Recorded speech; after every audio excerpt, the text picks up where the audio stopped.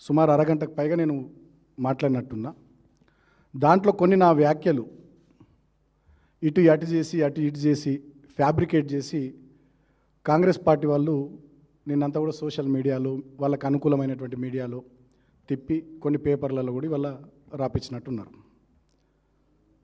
అయితే అసలు విషయం ఏంది అంటే, నిన్న సింగరేణి బొగ్గుగని కార్మిక సంఘం సమావేశంలో భవిష్యత్తులో సింగరేణి కార్మిక లోకం కోసం చేయాల్సినటువంటి పోరాటాలు, తీసుకోబోయే కార్యాచరణ, ఇప్పటిదాకా జరిగినటువంటి కార్యక్రమాలు, అన్ని విషయాలు కూడా నిన్న చర్చించుకున్నాం. ఆ క్రమంలో నాకు వేరే ఒక పని ఉండి పార్టీకి సంబంధించి నేను వేరే మీటింగ్కి పోయినా. గౌరవనీయులు పెద్దలు మన మాజీ మంత్రివర్యులు హరీష్ అన్న నిన్న ఆ కార్యక్రమానికి కూడా వచ్చారు. తర్వాత ప్రెస్ కాన్ఫరెన్స్ కూడా వారు పెట్టారు. వారు ఏం మాట్లాడారు చాలా స్పష్టంగా, సింగరేణిలో 40 లక్షల టన్నుల బొగ్గు మాయమైంది, దాని విలువ సుమారు 1600 కోట్లు. అసలు ఎటువైంది 40 లక్షల మెట్రిక్ టన్నుల బొగ్గు, ఏమైంది అని హరీష్ అన్న మాట్లాడాడు. ఎట్ ద సేమ్ టైం గతంలో కేసీఆర్ గారి ప్రభుత్వ హయాంలో మేము 19,000 మందికి ఉద్యోగాలు ఇచ్చినాం సింగరేణిలో. మీరు వచ్చిన ఈ 3 ఏళ్ల పాలనలో మీరు ఎన్ని ఉద్యోగాలు ఇచ్చారు? గతంలో జీవో 76 కింద మేము సింగరేణి కోల్బెల్ట్ ఏరియాలో బెల్లంపల్లి నుంచి మొదలుకొని సత్తుపల్లి దాకా పట్టాలు ఇచ్చినాం. సింగరేణి ఖాళీ స్థలాలు ఇల్లు కట్టుకున్న వాళ్ళకు మీరు ఎంతమందికి 3 ఏళ్లలో పట్టాలు ఇచ్చారు?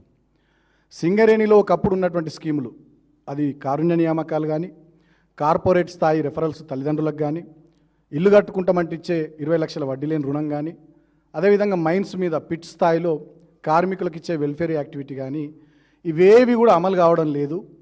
సింగరేణిలో స్కీములు లేవు, కేవలం స్కాములు మాత్రమే ఉన్నాయి. సోలార్ ప్లాంట్లలో కుంభకోణం, నైనీ బొగ్గు బ్లాకుల వేలంలో కుంభకోణం, ఓబీ కాంట్రాక్ట్ వర్క్లలో కుంభకోణం, సుమారు 15,000 కోట్ల కుంభకోణాలు సింగరేణిలో ఈ 3 సంవత్సరాల కాంగ్రెస్ పాలనలో జరిగినాయి. దీని సంగతి ఏందని నిన్న మా హరీష్ అన్న మాట్లాడిండు. వాస్తవానికి ఆ సమావేశంలో కూడా మేము ఈ విషయాలన్నీ కూడా మాట్లాడినాం. దాని నుంచి ప్రజల దృష్టిని మరల్చడానికి ఈ కాంగ్రెస్ పార్టీకి సంబంధించినటువంటి ప్రభుత్వ పెద్దలు నేను మాట్లాడినటువంటి అంశాల్లో ఇక కోడిగుడ్డు మీద ఈకలు వీక్కుంటూ ఒక ఫ్యాబ్రికేటెడ్ వీడియో తయారు చేసి దాన్ని నిన్న సాయంత్రం నుంచి సోషల్ మీడియాలోకి వదిలి ఇక బాల్కసుమన్ ఇట్లా, బాల్కసుమన్ అట్లా, ఇక మొత్తం బాల్కసుమన్ మీదనే దృష్టి నిన్నటి నుంచి. అది ఎంత దూరం పోయిందంటే, ఇవాళ డీజీపీకి నా మీద పోయి కంప్లైంట్ ఇచ్చేంతవరకు కాంగ్రెస్ పార్టీ ఎమ్మెల్సీలు గంత తీరిగ్గా ఉన్నారు. నా మీద పోయి కంప్లైంట్ ఇచ్చారు, సుమోటోగా కేసు పెట్టాలట నా మీద. కాంగ్రెస్ పార్టీ మంత్రులు రాష్ట్రంలో వడ్ల గురించి మాట్లాడరు, మక్కల గురించి మాట్లాడరు, మేము అడిగిన ప్రశ్నలకు జవాబులు చెప్పరు. వాళ్ళు కూడా బిజీ ఉన్నారు. బాల్కసుమన్ వెంటనే తక్షణమే అరెస్ట్ చేయాలట, కేసు పెట్టాలట. మంత్రులు పొన్నం ప్రభాకర్ గారు, లక్ష్మణ్ కుమార్ గారు మాట్లాడతారు.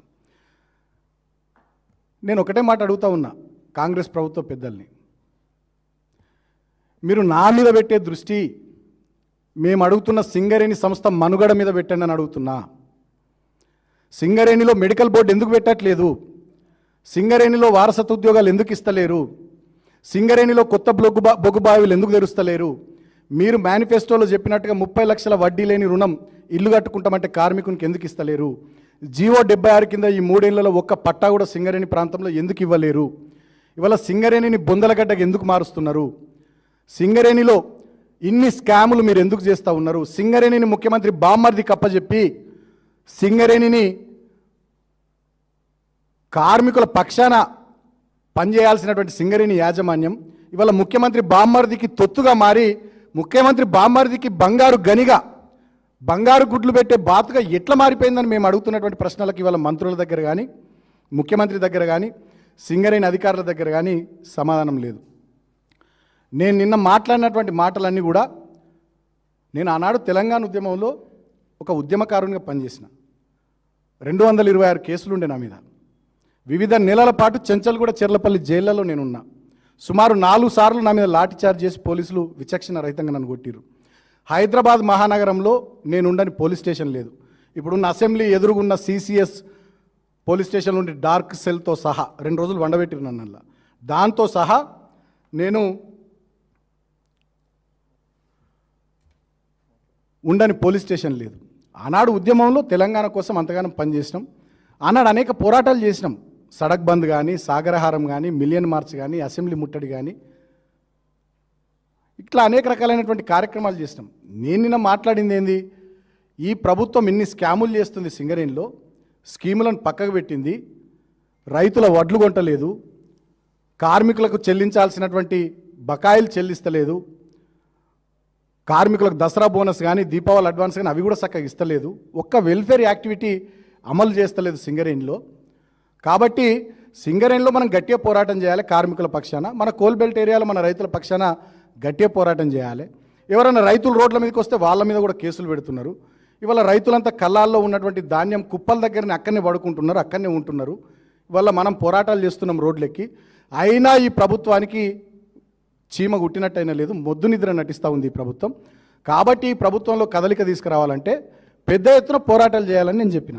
ఒక ఉద్యమకారుడిగా ఆ ప్రాంతంలో సింగరేణి కార్మికుల ఓట్లతోని 2 సార్లు నేను ప్రజాప్రతినిధి గెలిచిన, పెద్దపల్లి ఎంపీ ఒకసారి గెలిచిన, అదేవిధంగా చెన్నూరు ఎమ్మెల్యే ఒకసారి గెలిచిన. కాబట్టి ఆ ప్రజల మీద ఉండే ప్రేమతోని, ఆ కార్మికుల మీద ఉండే ప్రేమతోని, అక్కడ ప్రజల్లో కార్మికుల్లో 9 జిల్లాల్లో సింగరేణి విస్తరించి ఉన్నటువంటి ఏరియాలో వాళ్ళ ఆక్రోశాన్ని, వాళ్ళ ఆగ్రహాన్ని నేను నిన్న వ్యక్తపరిచింది తప్ప నేను కొత్తగా ఏం మాట్లాడలే.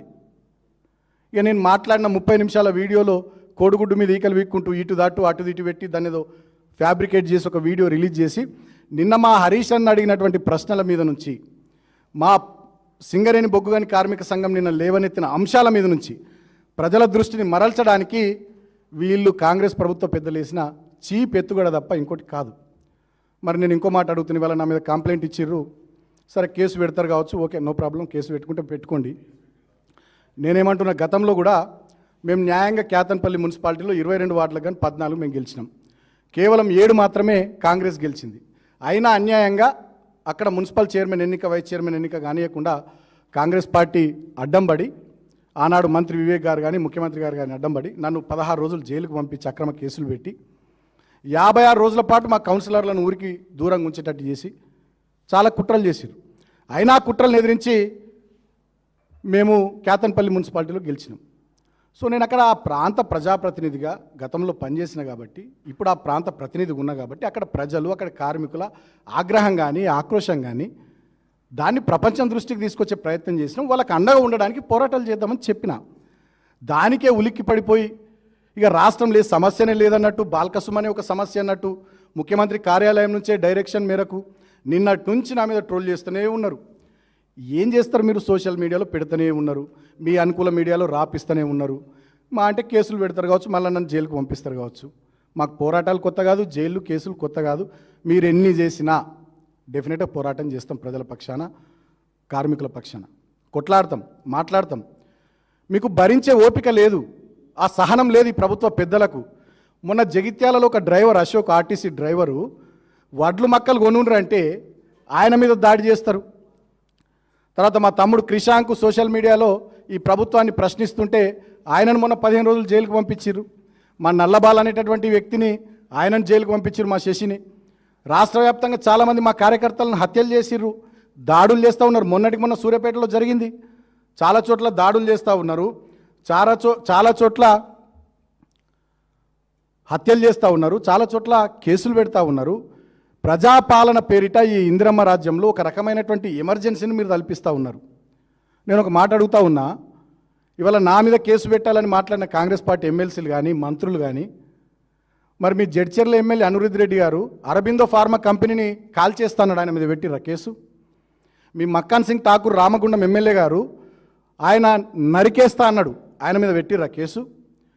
స్వయంగా ముఖ్యమంత్రి గారు ఆనాడు కాంగ్రెస్ పార్టీ అధ్యక్షుడి హోదాలో మల్కాజ్గిరి ఎంపీగా ప్రగతి భవన్ను నక్సలేట్లు బాంబులు పెట్టి పేల్చేయరి అని మాట్లాడారు. మరి ఆనాడు మీరు అంత ఎటువేరు? మొన్నటికి